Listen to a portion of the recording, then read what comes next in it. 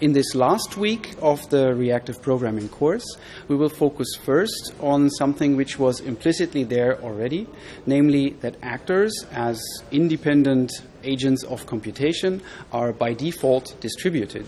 Normally, you run them just on different CPUs in the same system, but there is nothing stopping you from running them on different network hosts, and we will do this in practice. This means if you picture, for example, people who are living on different continents, that it takes some effort for them to agree on a common truth or a common decision. The same thing is true for actors, and we call this eventual consistency. After that, we will talk about scalability and responsiveness and how you achieve these in an actor-based system, rounding up all the 4 tenets of reactive programming, which were event-driven, scalable, resilient, and responsive. Actors are designed to be distributed, and in this lecture we will see an example of that using the Akka cluster. In order to fully appreciate how far actors take us when it comes to distribution, let us look at what the impact of network communication is to a distributed program. Compared to communication within the same process, by calling methods, for example, we will experience several differences when doing that over the network. First of all, the memory is not shared anymore. Data can only be shared by value because a copy will be made. The object will be serialized, sent over the network connection, deserialized. Therefore, the object will not be the same.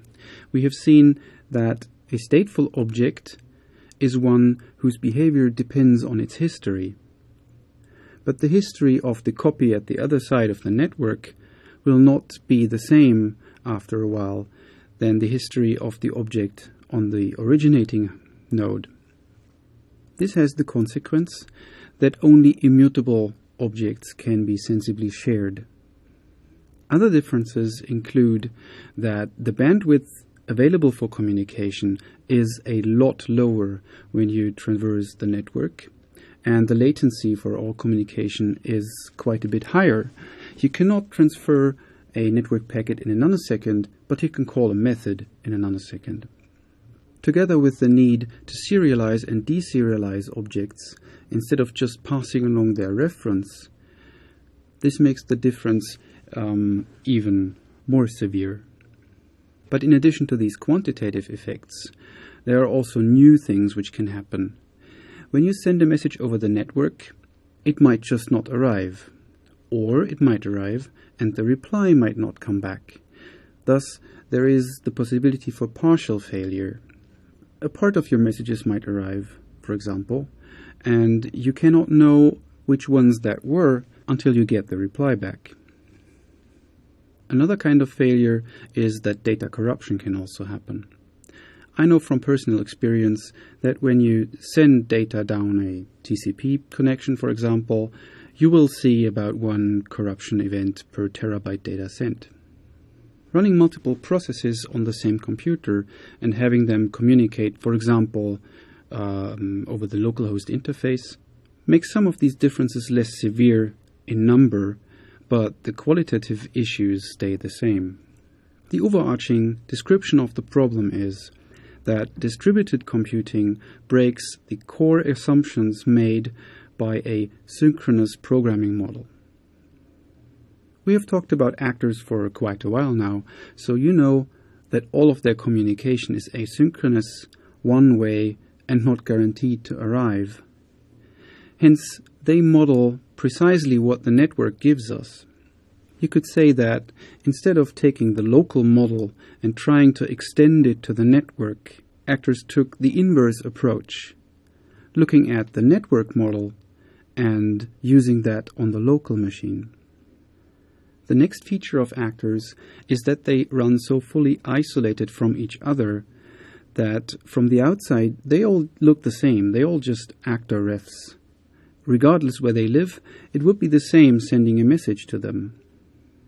This is what we call location transparency. The current semantics and feature set offered by akka actors have been reached by rigorously treating everything as if it were remote, and all features which cannot be modeled in this world were removed. As a result, the effort of writing a distributed program using actors is basically the same as the effort of writing a local variant of the same program. The code itself will not look much different, as we will soon see. Before we can witness actors talking to each other over the network, we need to look at how that is done under the hood. We know that actors are hierarchical, and every actor has a name in the namespace of its parent. They form a tree, just like a file system. Let's say we have an actor here named user. This is Akka's guardian actor for all actors you create with system actor off. And this one creates a greeter.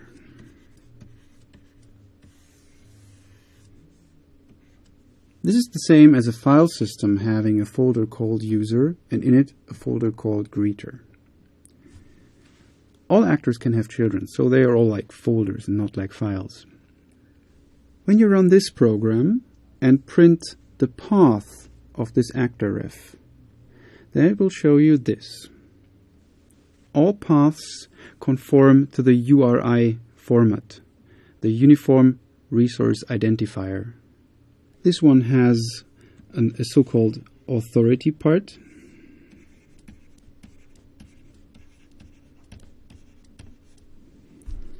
and a path. In Akka, the authority part is used to display the address of the actor system. In this case, we created an actor system called Hello World, and the Akka scheme, so the Akka protocol, designates that this is a local actor path. Then with slashes, we separate the path elements, so user is this actor, greeter is this actor. We want to talk about actors which use the network, so we should also look at a remote address example.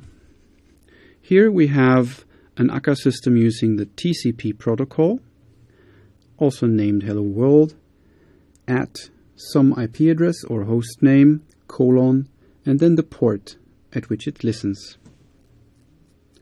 This description is enough for any other actor system to send a message to any actor within this one.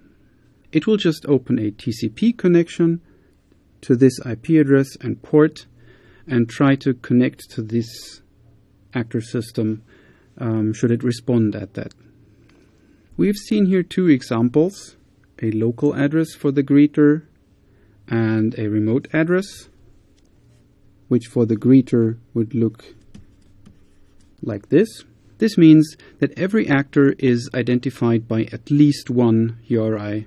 It could have multiple if, for example, the actor system is reachable by multiple protocols or on multiple IP addresses. Up to now we have mostly worked with actor ref, and the newly found actor path has some relationship to actor ref, which needs to be properly explained. Actor names are unique within a parent, but once the terminated message has been delivered for a child, the parent knows that the name can be reused.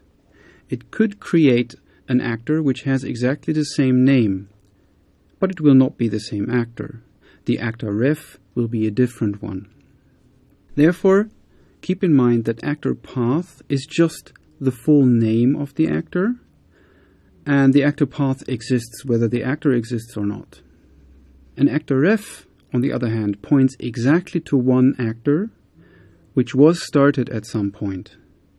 It points to one incarnation, we say, of the actor path. An actor path also has a tail method. We will see that later, so you can send it messages. The difference is, since you don't know that behind this actor path actually an actor exists, it cannot be watched.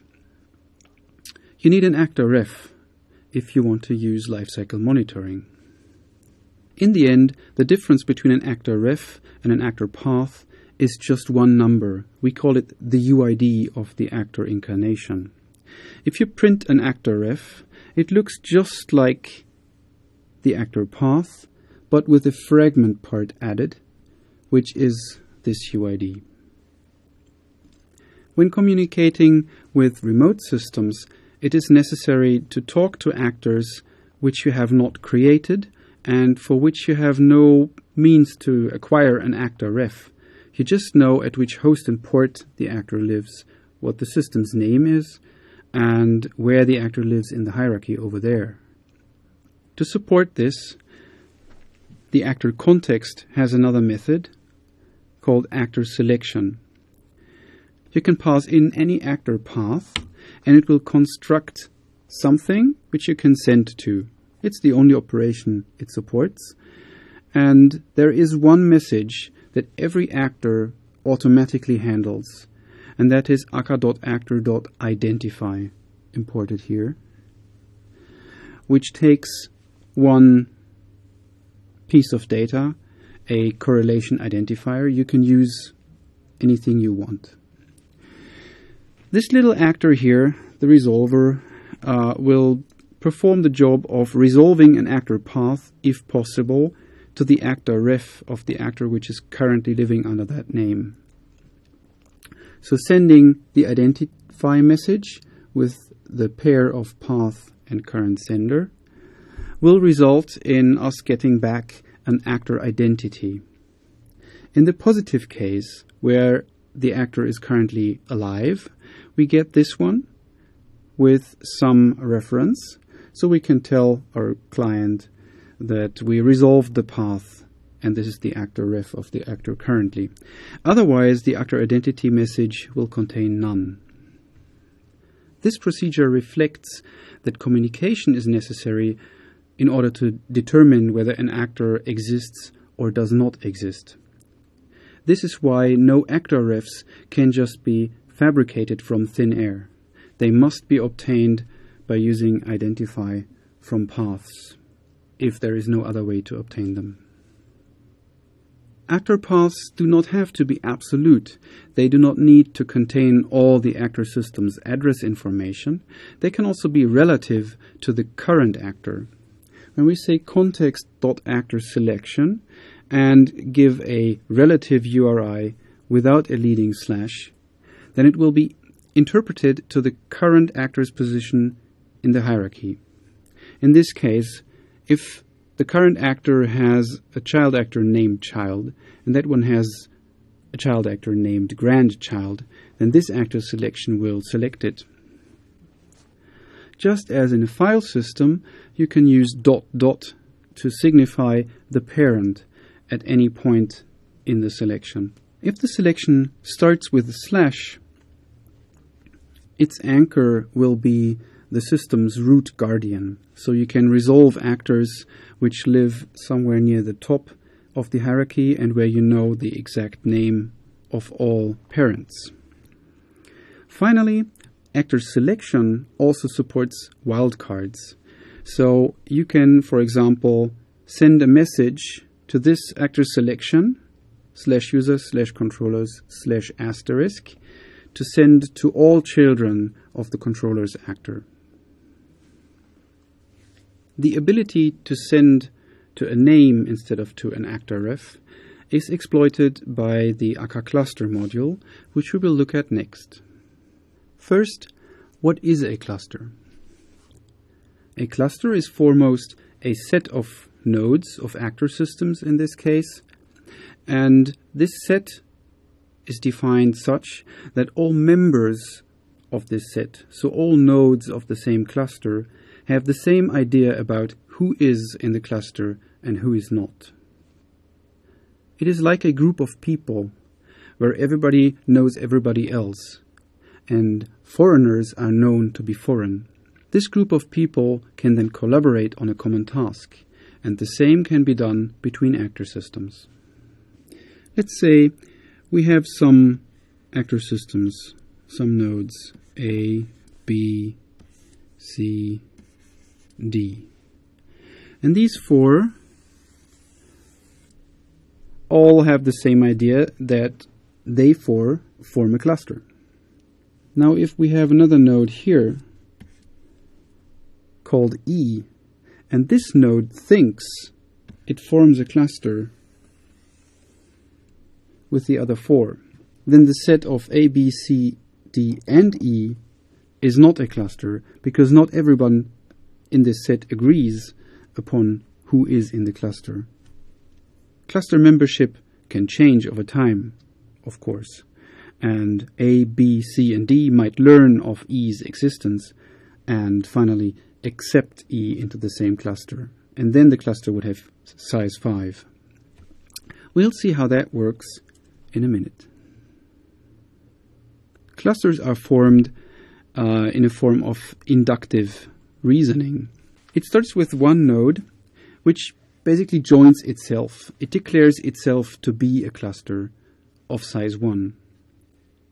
And then any given node can join a given cluster to enlarge that cluster by 1. This is achieved by sending a request to any current member of the cluster. And then information is spread within the cluster that this new one wants to join. And once all the current members have learned of this, they agree, okay, it is a good idea, let's accept it in. One important property of the akka cluster is that it does not contain any central leader or coordinator, which would be a single point of failure. Information is disseminated in an epidemic fashion.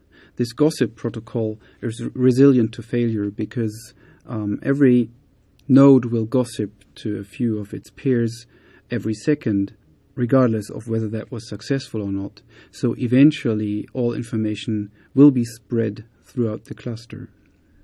Let's see how this works in practice. For that we need one more dependency, which is the akka cluster module. And in the configuration, we need to enable the cluster module by saying that the akka.actor.provider must be akka.cluster.clusterActorRefProvider. This configures the actor system to use a different mechanism when creating actors. All calls to context actor_of are in the end handled by the actor_ref_provider. And the cluster one supports a few operations that the local one cannot, as we will see. There are several ways to apply this configuration. For example, you could add a file named application.conf to the class path, which contains this snippet, or you can use Java system properties like that on the command line. Next, we need to write a new main program. This actor, when it starts up, obtains the cluster extension of the system, subscribes to some events. This in the end works the same way as the event stream. And finally, it joins its own address. If you remember, the first step in forming a cluster is that one node must start it off. It must join itself. Then, in the behavior of this actor, we wait for member up events for which we registered. And if the member which just joined is not the current one, then someone else joined, and then we can do some interesting stuff. The default configuration of the remote communication module is that it will start listening on port 2552 using TCP. To make this exercise interesting, we need, of course, a second node. Since all actor systems will need to listen on a TCP port, but only one of them can have the port 2552, we need to configure a different port for the cluster worker. Setting the port is done like this with the property akka remote neti TCP port, and setting it to 0 means to pick a random one. We don't need to know at which port the cluster worker lives, because it will just join the main one. The address of the cluster main can be derived from this worker's self address by replacing the port with the number 2552. And then the worker joins the main. In this case, we registered for receiving not member up, but member removed events. And whenever the address of the removed member is the main one, so when the main program shuts down, this also stops. With these two main programs, we can, if we run them, observe that they will join, but nothing much will happen. We need to define some actor which makes use of the cluster. For this, we are going to modify the well-known receptionist to spawn the controller actors not locally, using context actor of simply as local children, but to run them instead on cluster nodes which are not the current node. How does that work?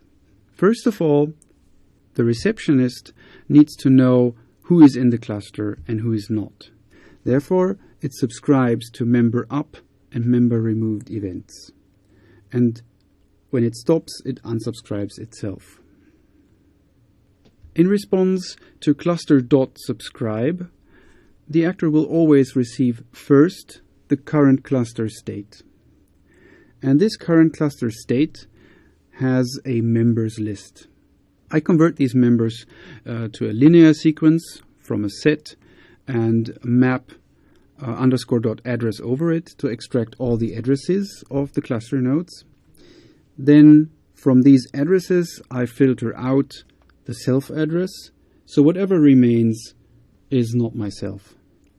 And if there is another node, so not myself is not empty, then I change to the active mode.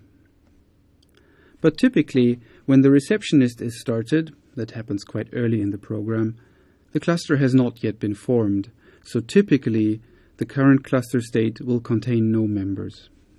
Therefore, there is the second case, that upon member up, if that member's address is not my own address, I change to the active state with a vector of size 1 giving just that member.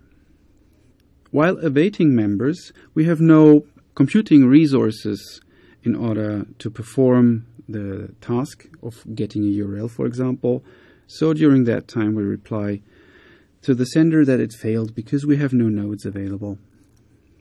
The active behavior will also have to monitor the cluster, because after all, members can be added and removed at any point in time.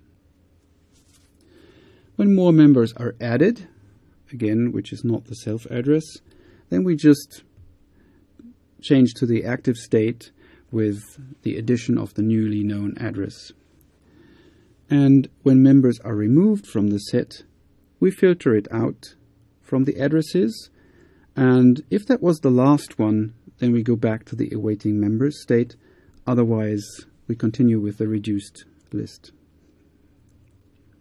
Now we get closer to the interesting part, using the information we just obtained. In the active state, when a GET request comes in, we look whether the currently running requests, that is context.children.size, is less than the addresses we know about. Otherwise, we have one request running per cluster node. Let's say that is the limit, and then we reject it. But if it is the first request which comes in, that will always work. So we copy the client, that's the sender of this GET request. Then we pick an address randomly from the list and extract it here. And then we create a new actor, a customer, which I'll show in the next slide, which gets the client, the URL, which is supposed to be retrieved, and the cluster address where the work is supposed to be performed. Please note that these two lines are necessary because the actor creation described in here runs asynchronously. Props describe how to create an actor later. Therefore, it is subject to the same restrictions as with future callbacks within actors or scheduled actions within actors, as we have seen last week. Finally, the customer actor. This one is responsible for making sure that the given URL is retrieved, but the work is supposed to be performed at a remote node whose address is given here. For that, we need to create a controller. We have props controller here. Props, as I said, is a recipe for how to create an actor, and what we have used so far is the default behavior of creating an actor locally. But it also supports giving other arguments. Here we say with deploy, and then a deploy that is a description of how to deploy the actor. You can modify several things. One of them is the scope in which it shall be deployed. In this case, it is a remote scope. We do not want to create the actor on the local node. We want to create it on the given node whose address is here. This is the only change which is necessary to perform the work on a remote node. The call to context actor off then looks just the same, gives back an actor ref. Sending to this actor ref looks just the same, but this will go over the network now. Context.watch controller will watch this actor also over the network. But the call we make here looks exactly the same as in the local case. There is one more detail in this actor which needs special explanation. It is this line here. Whenever a message is sent, for example here, to another actor, we know that the self-reference of the enclosing actor is automatically picked up and passed along as the sender reference. This customer actor here is an ephemeral one. It is one which is not supposed to be seen from the outside. What this line does is it changes the meaning of who the sender of messages of this actor shall be. This implicit value is also of type actorref, and it is available in the current scope, which takes precedence over implicit values found in the actor trait. Therefore, all messages sent by this customer will appear to have been sent by its parent instead. Since the consequences of this remote deployment are not visible in code, let me draw a diagram to show what happens.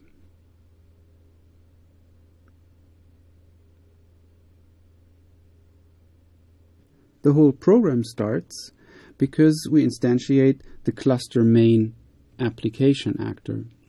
We need to mark out in which actor system that happens. This is cluster main and its guardian actor. The app then goes on to create the receptionist. And when a request comes in, this one will create a customer. Up to this point, everything has been local. But the customer deploys the controller into the cluster workers system. So we need to draw that as well.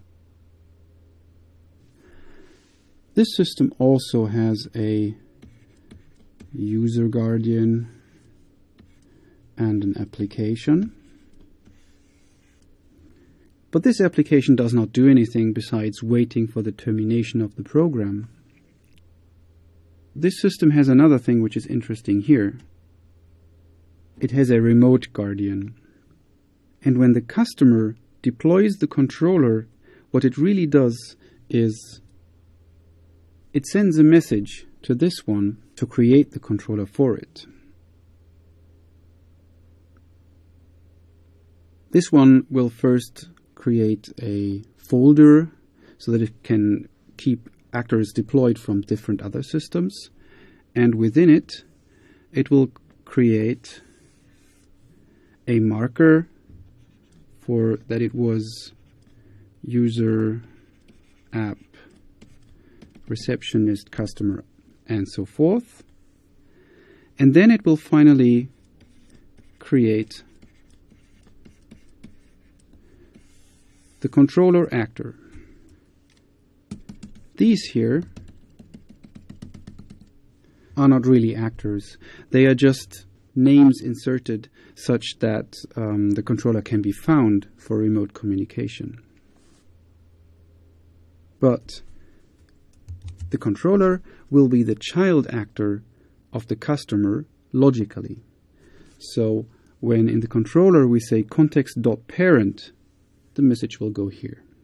Then, as in this link checker example, it will spawn getters as needed during the retrieval of the URL. Now that we have successfully remote deployed the controller, we just need to supervise it. As usual, there was the receive timeout, in which case we unwatch the controller and say the retrieval has failed because we didn't get anything in time. Note that deathwatch works exactly the same, even though the controller is remote deployed, so in that case we also give a failure message. If we get back a successful result, again we unwatch and send back the successful result. And then whatever happens after any of these three has occurred, we need to stop. And this stop is recursive, so once this parent actor is stopped, the controller is stopped with it. We need to explicitly annotate the type of this partial function literal here, because Scala's type inference would not be able to figure that out without help when it comes to the and-then combinator. I have loaded these actors as well into the Eclipse project so that we can try it out. First, here you see the cluster worker with the code that you already know. Note that the web client will now be called in the cluster worker, so this is where we need to clean up the resources of the async web client.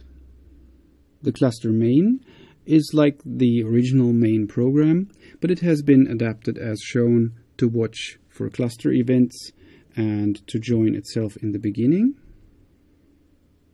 And in the behavior, when we receive the member up event and the member's address is not our own, then we know that there is a cluster worker.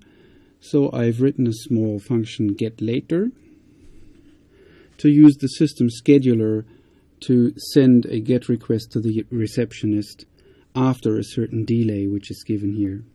So after 1 second, we retrieve google.com. After 2 seconds, we try 2 parallel queries.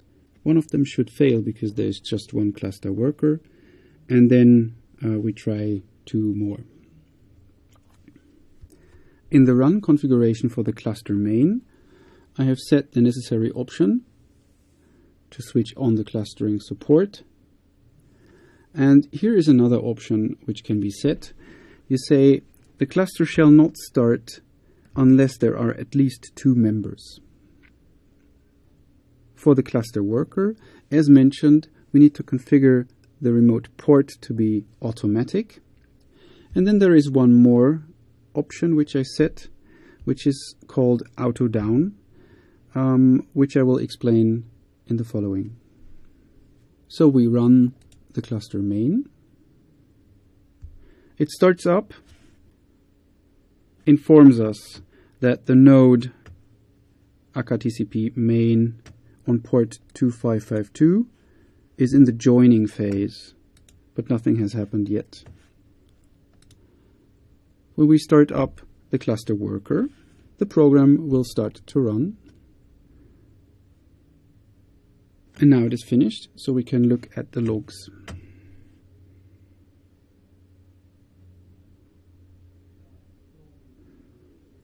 This was the line which we had already seen. Then the cluster worker running on this ephemeral port is also seen as joining. Then here it says the leader is moving node 2552 to up and the other one also to up. I told you that there is no single point of bottleneck in AK cluster, although it does have a leader. This seems to be contradictory, but it is not so. The leader is not elected. It is not one special node. Any node can be the leader, and it is just statically determined by the set of node addresses. They are sorted in a certain format, and then always the first address, which is in the membership list, will be the leader. And since everybody agrees on who is in the list and on the sort order, everybody will see the same as the leader without the need for communication. Once the nodes are up, the program goes on to retrieve the page from google.com. Then we launched 2 queries in parallel. One of them gets rejected by too many queries. The others are successful.